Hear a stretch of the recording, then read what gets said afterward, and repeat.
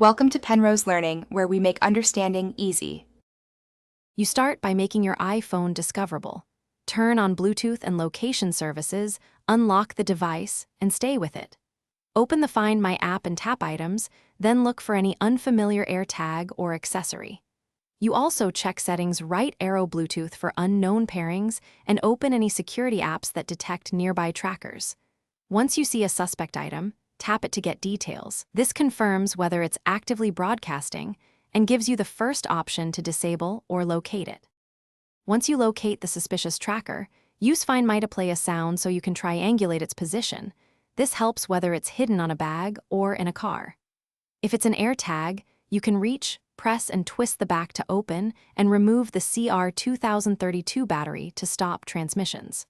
For third-party devices, consult the app to unpair or factory reset. If the device remains linked to another Apple ID, enable Lost Mode or report it in Find My to restrict its use while you take further steps. To finish, unpair or factory reset the tracker and remove any unfamiliar devices from your Bluetooth list and Apple ID settings. This prevents requisition.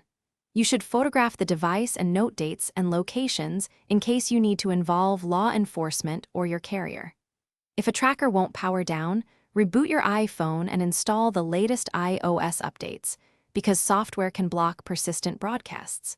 If problems continue, make sure to visit Apple support or a trusted repair shop so professionals can help safely remove or analyze the device.